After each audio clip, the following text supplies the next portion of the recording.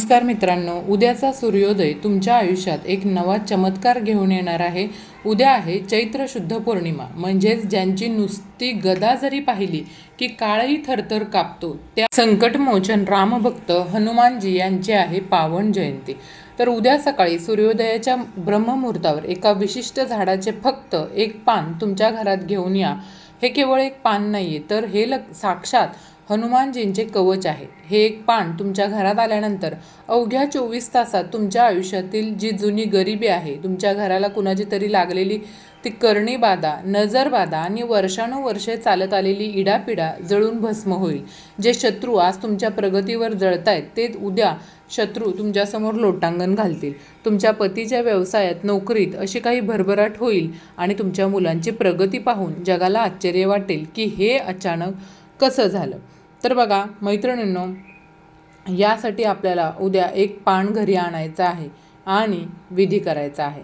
आता हा उपाय नेमका कसा करायचा आहे, ते झाड कोणतं आहे आणि त्या एका पानाने तुमचं नशीब कसं उजळणार आहे, हे मी तुम्हाला आजच्या या व्हिडिओमध्ये अत्यंत सविस्तरपणे सांगणार आहे. व्हिडिओ एक सेकंदही मिस करू नका, कारण अर्धवट माहिती कधीच फळ देत नाही. त्यासाठी व्हिडिओ संपूर्ण पहा. पण त्याआधी जर तुम्हाला वाटत असेल की तुमच्या कुटुंबावर संकटमोचन मारुतीरायांची कृपादृष्टी कायम राहावी, तर आत्ताच या आपल्या पाटील्स कॉर्नर्स या चॅनलला लाईक करा, शेअर करा आणि सबस्क्राईब करायला विसरू नका. तसंच कमेंट्समध्ये ओम नमो भगवते वासुदेव लिहायला विसरू नका. लक्षात ठेवा, तुमच्या एका कमेंटमध्ये तुमचं नशीब बदलण्याची शक्ती आहे. चैत्र पौर्णिमा ही वर्षातील साधीसुधी पौर्णिमा नाही आहे. शास्त्रात हिला महापौर्णिमा म्हटलं जातं. का? कारण याच दिवशी सूर्य आणि चंद्र अशा एका विशिष्ट कोनात येतात की पृथ्वीवर सात्विक ऊर्जेचा महापूर येतो. आणि याच पावन तिथीला जेव्हा नक्षत्रांची स्थिती जुळून आली, तेव्हा साक्षात शंकराचे 11वे अवतार आणि भगवान विष्णूंचे परमप्रिय भक्त म्हणजेच हनुमानजी यांचा जन्म झाला. पण मित्रांनो, तुम्हाला एक असं गुपित माहिती आहे का, जे आजवर कोणीही तुम्हाला सांगितलेलं नसेल? उद्याच्या दिवशी निसर्गातील एका विशिष्ट झाडाची शक्ती 1000 पटीनं वाढलेली असते. या झाडाचा एक छोटासा अंश, एक छोटंसं पानसुद्धा तुमच्या आयुष्यात असा काही चमत्कार घडवून आणू शकतो की तुमचं नशीब रातोरात पलटू शकतं. तर बघा, हे पान कसं आहे. यामुळं आपल्या घरी बरकत राहील. मुलं अभ्यासात हुशार आहेत, पण परीक्षेच्या वेळी त्यांची प्रगती खुंटते. घरात पाऊल ठेवलं की विनाकारण चिडचिड होते, असे अनेकांना समस्या असतात. तर माझ्या प्रिय मैत्रिणींनो, हे सगळं तुमच्या कष्टाची कमतरता नाही आहे, तर ही तुमच्या घराला लागलेली इडापिडा आहे. कोणाची तरी वाईट नजर, कोणाचा तरी हेवा दावा किंवा तुमच्या घराभोवती असलेले नकारात्मक ऊर्जेचं वलय तुमच्या प्रगतीला साखळदंडासारखं जखडून ठेवते. जेव्हा बाहेरची एखादी व्यक्ती, वाईट शक्ती तुमच्या घराला घेरते, तेव्हा लक्ष्मी माता उंबरट्यावरूनच मागे फिरते. पण उद्या एक असं दिव्य पान आपल्याला घरात आणायचं आहे किंवा येणार आहे, ज्याच्या केवळ सुगंधाने आणि घरात असण्याने त्या सर्व वाईट शक्ती, तो अलक्ष्मीचा वास आणि ती भयानक नजरबाधा तुमच्या घराबाहेर पळ काढतील. तर मैत्रिणींनो, असं कोणतं झाड आहे ज्याच्या मुळाशी स्वतः भगवान विष्णू वास करतात आणि ज्याच्या पानापानावर हनुमानजींचा आशीर्वाद आहे, ज्या झाडाला पाहून साक्षात रामप्रभूसुद्धा प्रसन्न व्हायचे? मी कोणत्या झाडाबद्दल बोलत आहे? हे झाड तुमच्या घराच्या आसपास आहे किंवा आसपास असेलच, पण उद्याच्या दिवशी त्याचं महत्त्व काय आहे हे ऐकून तुम्ही थक्क व्हाल. तर आता आपण जाणून घेऊयात की हे झाड नेमकं कोणतं आहे आणि त्या एका पानाचा अघोरी संकटांवर विजय मिळवून देणारा उपाय. आता त्या रहस्याचा उलगडा करण्याची वेळ आलेली आहे. ते दिव्य झाड दुसरं तिसरं कोणी नसून साक्षात मांगल्याचं प्रतीक असलेलं केळीचं झाड आहे. हो, तुम्ही बरोबर ऐकलेत. आपण अनेकदा केळीच्या झाडाची पूजा गुरुवारी करतो, पण हनुमान जयंतीला या झाडाचं महत्त्व का आहे, हे रहस्य आज मी तुम्हाला या ठिकाणी सांगणार आहे. तर मैत्रिणींनो, बघा, या दिवशी शास्त्रात अशी एक अत्यंत सुंदर कथा आहे की जेव्हा हनुमानजी लंका दहन करून आले, तेव्हा त्यांच्या अंगाची लाही लाही होत होती. त्या उष्णतेने व्याकुळ झालेल्या मारुतीरायाला सर्वात जास्त शांतता आणि शीतलता कुठे मिळाली असेल तर ती म्हणजे कर्दळी वनामध्ये, अर्थात केळीच्या बागेत. हनुमानजींना केळी अत्यंत प्रिय आहेत. केळीचं झाड हे शीतलता देणारं आहे आणि हनुमानजी हे साक्षात रुद्रावतार म्हणजेच तेज स्वरूप आहेत. उद्याच्या दिवशी जर तुम्ही केळीचं एक स्वच्छ पान तुमच्या उंबरठ्याच्या आत आणलं तर समजा तुम्ही प्रत्यक्ष हनुमानजींना आणि भगवान विष्णूंना आपल्या घरात वास्तव्यासाठी आमंत्रित केलं आहे. जिथं केळीचं पान असतं तिथं नकारात्मकता टिकूच शकत नाही किंवा दारिद्र्यता कधीही राहत नाही. तर बघा, आता नीट ऐकायचं आहे. हा विधी कसा तुम्हाला करायचा आहे आणि कधी करायचा आहे. तर उद्या सकाळी तुम्हाला हा विधी करायचा आहे. यामधली पहिली स्टेप म्हणजे उद्या सकाळी सूर्योदयाच्या वेळी किंवा सकाळी 10 वाजण्याच्या अगोदर आपण स्नान करून शुद्ध व्हा. शक्य असल्यास पिवळं किंवा लाल रंगाचं वस्त्र परिधान करा. त्यानंतर एका केळीच्या झाडापाशी जा. तिथं गेल्यावर रिकाम्या हाताने पान तोडू नका. तर त्या अगोदर आपल्याला काय करायचं आहे, झाडाला हात जोडून नमस्कार करायचा आणि म्हणायचं आहे, हे वृक्षदेवता, मी माझ्या घराच्या रक्षणासाठी आणि प्रगतीसाठी तुमचं एक पान सोबत नेत आहे. तर मला तुम्ही आशीर्वाद द्या. त्यानंतर त्या झाडाचं एक लहान कोवळं आणि अतिशय स्वच्छ पान सन्मानाने तोडून घ्या. लक्षात ठेवा, ते पान कुठंही फाटलेलं नसावं किंवा त्यावर डाग नसावेत. ते पान म्हणजे तुमच्या घराचं नशीब आहे. त्यामुळं ते कापताना तुम्हाला अत्यंत काळजीपूर्वक ते कापून घ्यायचं आहे.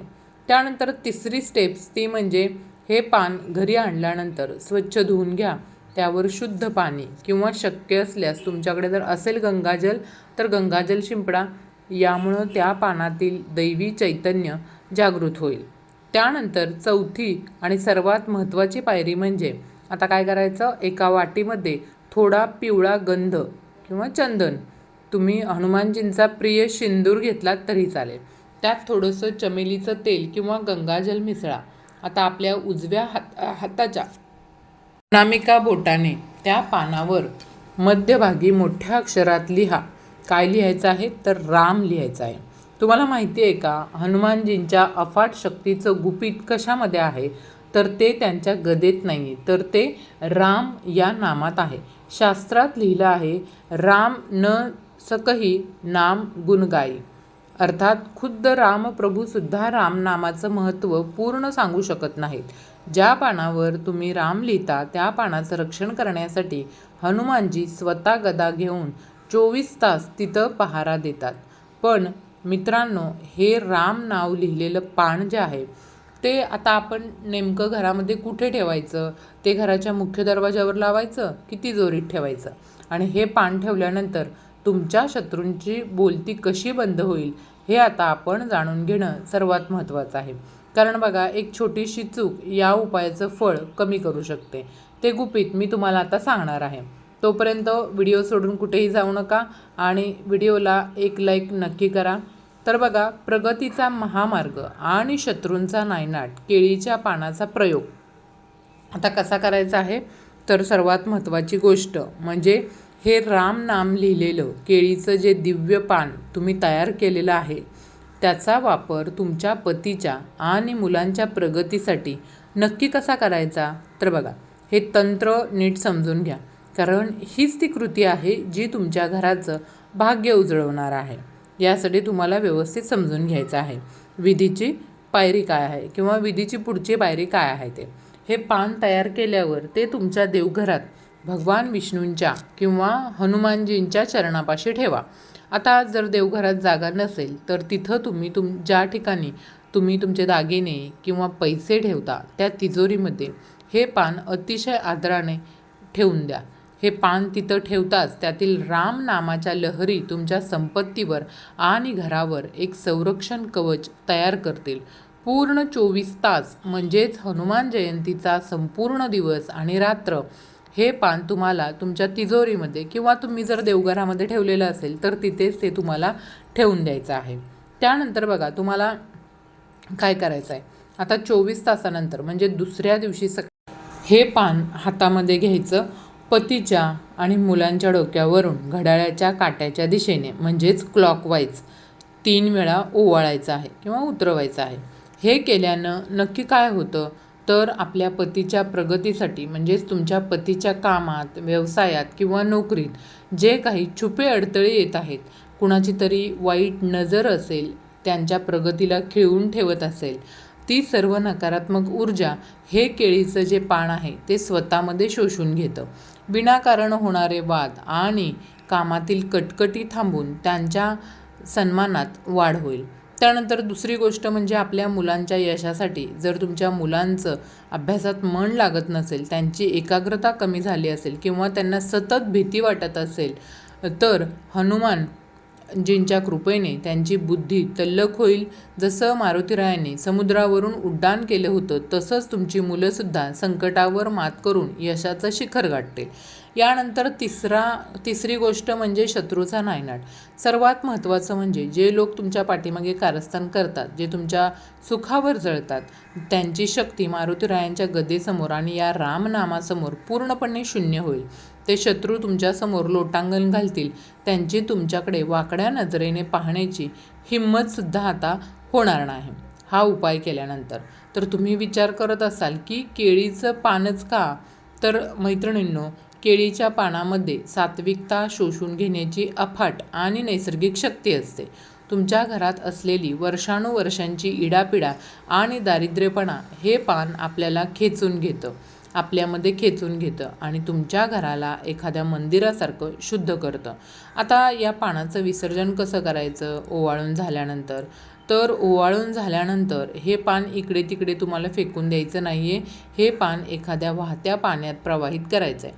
आता जर एखाद्या जवळपास वाहतं पाणी नसेल तर काय करायचं आहे, मोठ्या झाडाच्या मुळाशी जिथे कोणाचा पाय लागणार नाही अशा ठिकाणी हे पान तुम्हाला आदराने अर्पण करायचं आहे किंवा पुरून द्यायचं आहे.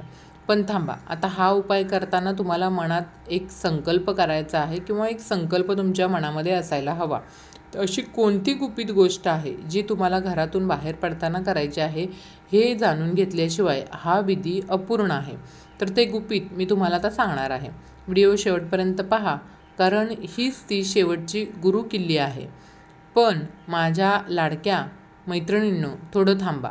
आपण उपाय तर समजून घेतला, पण हा उपाय करताना अशी एक मोठी चूक अनेक जण कळत नकळत करतात, ज्यामुळं सर्व मेहनत वाया जाऊ शकते. आता ती चूक म्हणजे कोणती? तर प्लॅस्टिकचा वापर. बघा, जेव्हा तुम्ही हे केळीचं दिव्य पान झाडावरून सन्मानाने तोडाल, तेव्हा चुकूनही ते पान एखाद्या प्लॅस्टिकच्या पिशवीमध्ये गुंडाळून किंवा पिशवीत टाकून घरी आणू नका. शास्त्रानुसार प्लॅस्टिक हे नकारात्मक ऊर्जेचं वाहक असतं आणि ते त्या पानाच्या जिवंत सात्विकतेला मारून टाकतं. मग काय करायचं? तर ते पान तुमच्या हातावर एखाद्या लहान बाळासारखं आदराने धरा किंवा एखाद्या शुद्ध सुती कापडात, जसं की पिवळा किंवा लाल रंगाचा रुमाल असेल, एखादा कपडा असेल, तर त्यामध्ये गुंडाळून घरापर्यंत तुम्ही घेऊन या. तुमच्या हाताचा स्पर्श त्या पानाला झाला की तुमची श्रद्धा त्या पानात उतरते. हे लक्षात ठेवा. हा नियम तुम्हाला आठवणीने लक्षात ठेवायचा आहे. तर उद्या हनुमान जयंती आहे. हनुमान जयंतीला शांती आणि भक्ती प्रिय आहे. उद्याच्या संपूर्ण दिवशी घरात कोणाशीही उच्च स्वरात बोलू नका. भांडण, तंटा तर अजिबातच करू नका. विशेषतः माझ्या मैत्रिणींना मी कळकळीची विनंती करते की उद्या स्वतःवर ताबा ठेवा, कारण स्त्री ही घराची चालती बोलती लक्ष्मी असते. जर उद्या तुम्ही रागावलात, चिडचिडपणा केलात किंवा मुलांवर ओरडलात, तर तुमच्या घरातील सकारात्मक ऊर्जेचं वलय विरून जाईल आणि या उपायाचा प्रभाव 50% कमी होईल.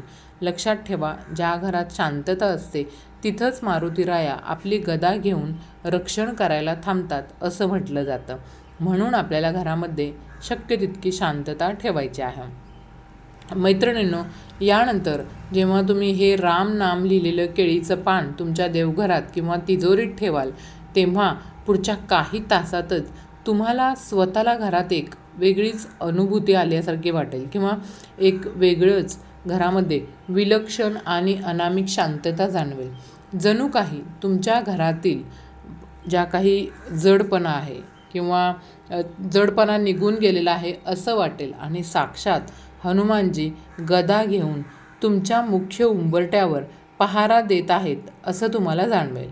तर तुम्हाला असं वाटेल की आता तुमचं जे काही कोणी वाकडू करू शकणार नाही आणि तुमच्या घरामध्ये तुम्हाला कधीही दारिद्र्यता येणार नाही.